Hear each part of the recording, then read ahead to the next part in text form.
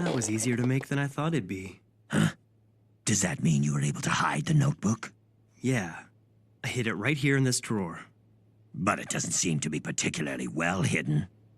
You left the key in the lock. That's the whole point. I intentionally left the key in the most noticeable place I could think of.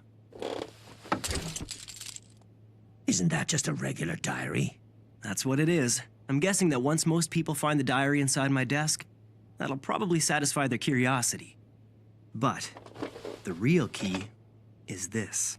Just an everyday item that you'd expect to find lying around on my desk. A regular ballpoint pen. And all I need is this part. So that's the key? Yeah. If you look closely, you'll find that there's a small hole underneath the drawer. Then you just insert this. Ah, a fake bottom.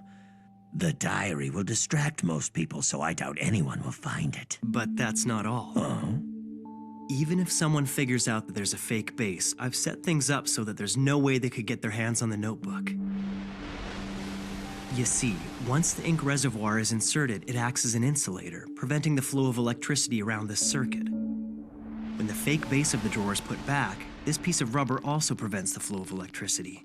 However, if someone were to try and force the bottom of the drawer open, the circuit would connect, and that would ignite the gasoline contained in this thin plastic casing, instantly setting the notebook on fire. The way I've got it set up, all the evidence would be completely destroyed. If I'm ever questioned, I'll just say that I was hiding the real diary because I didn't want anyone to see it.